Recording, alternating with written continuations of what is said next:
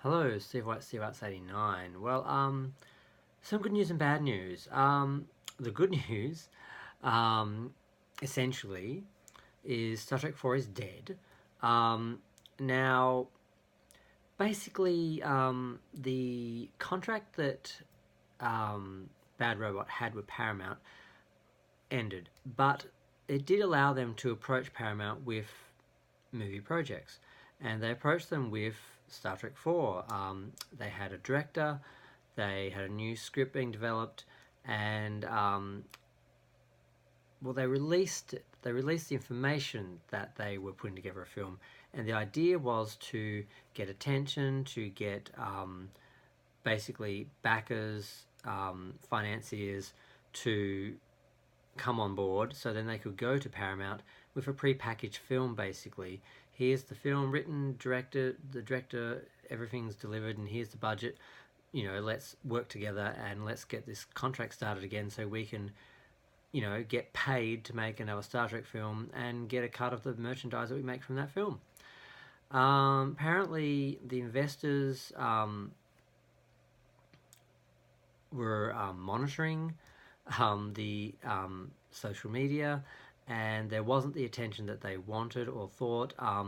They do seem to concede that there is interest for a Star Trek film in general, but not the JJ verse, which would make sense because the JJ verse wasn't really well received. I kind of enjoyed it I saw the films a lot. I have to confess, I saw them 15 to 20 times each. There was no other Star Trek. Just give me a break. It was like, what can I do tonight? I'm just gonna go see Star Trek again. They were enjoyable action films, but they weren't the kind of science fiction that Star Trek was. They didn't create a world that you wanted to really live in. So once they sort of left the cinema, people sort of forgot about them. The Star Trek fans didn't take them with them, and the normies certainly didn't. And the normies didn't buy the merchandise, and the Star Trek fans didn't either. So they didn't do so well. They didn't make a lot of money, even though they were basically successful. If you look at the actual dollars they made at the cinema, they did well, but not compared to how much they cost and how much they would normally make through merchandising, which they didn't. So Bad Robot had this plan. They kind of did the same thing with the first version of Star Trek 4, where they announced they were making it, and they had Chris Hemsworth and Chris Pine all lined up to play Daddy Kirk and Baby Kirk. And they didn't.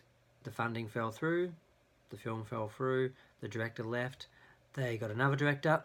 They suggested a new story, one which wouldn't need Thor, and they thought they could get that going at Paramount, and apparently is going nowhere. So it's essentially dead. Paramount isn't really happy with what they did with Star Trek under the circumstances where they had the split license, and now they've got the license back together. They're quite aware that they can just go and make a new Star Trek film. They can reboot it and create an actual Star Trek film with no licensing issues, no having to alter, change, deviate. They can just make a product, merchandise it, make money like the old days. So that's basically what they want to do. I guess they have to just reboot, which is a bit of a task. So they're probably not rushing into that. But continue on JJ, doesn't look like that's going to happen. So this is not news. We sort of could see this, and there was some talk about the way how the contracts are working and that, and you could kind of see the ploy. I kind of fell for it at first. I actually thought, because they're shysters, I thought, oh, this is actually being produced at Paramount, and they're announcing it. They're letting us know this is being developed, when really they were just developing it to sell to Paramount. So that's the good news, because if that dies, we can just have had our little trilogy with all the actors living, because without Anton Yelchin, I really wouldn't have wanted them to do a fourth film anyway, really. As long as we get another Star Trek film, and I'm fine with a reboot that stays truer to the original series, the original movies. The next gen is actually canon, so I'm fine with it. Now, the bad news, again, this is rumour from Midnight's Edge did a video, and there's rumours and things floating around. And I had heard a little bit about this, but I just didn't want to believe it. But supposedly they are connecting Picard and season 3 of Discovery, and I knew this, but I thought it would be in some roundabout way. I wasn't too worried. I just sort of thought, oh God, I don't want a supposed canon next gen era show to acknowledge Discovery, because Discovery really needs to be considered an alternative universe, which is the only way you can stomach it. Sorry for my throat, I've had a cold all week. But they are talking about Picard will be the downfall of the Federation that Mikey Spock finds in the future and fixes. Now, if she fixes it retroactively and restores the Federation, I'm okay. It's a bump. It's just an ego trip for her. Fine. It's a way to make the Discovery universe more important, because they saved the future, Next Generation, everything. Basically, they're the most important Star Trek. That's just seems to be their thing. But if they don't, if they leave the Federation dead for 1,000 years, basically our future that Gene Roddenberry created, that we us fans have believed in, the idea that is destroyed and just dead for 1,000 years, is pretty horrific. When I saw the preview for season 3 and saw that in their future, the Federation was dead, I was pretty offended and upset by that on behalf of Gene Roddenberry and all other Star Trek fans. But the idea that was in an alternative universe was the only way I could sort of cope with it. It just is a stupid universe and timeline and story to explore, like Section 31. It's not Star Trek. But it was separate, so I could kind of live with it. The idea that they're going to link them and start the problems in Picard, which is supposed to be a next-gen canon show, and then they run into Discovery and link them together, is just an absolute abomination. Sorry, I still cannot talk. But I had to make a video because I thought, no, please no. It's one thing to have it a separate universe of suck, but to actually... But then, if you consider Picard really isn't a continuation of Next Generation, it is the future of the Discovery universe, or the future of the Prime universe, which isn't canon. They tried to tell us that, oh, canon is Prime. That's what we're calling Prime. That's what we're calling canon, Prime.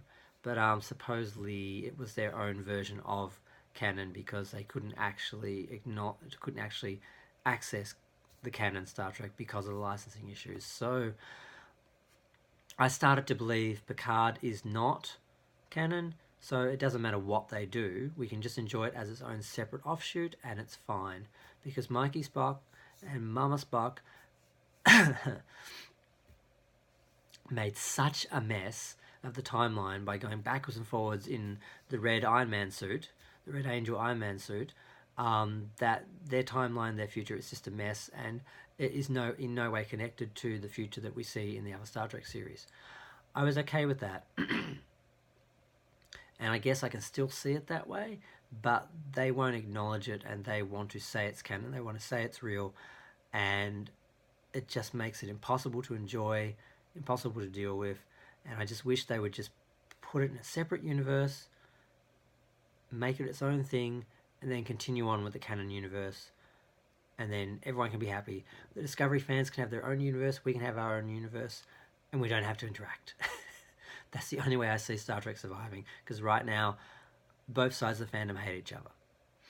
Just like Star Wars. The only way to, I think, for us to survive is to have separate universes and maybe continue them in different ways at different times.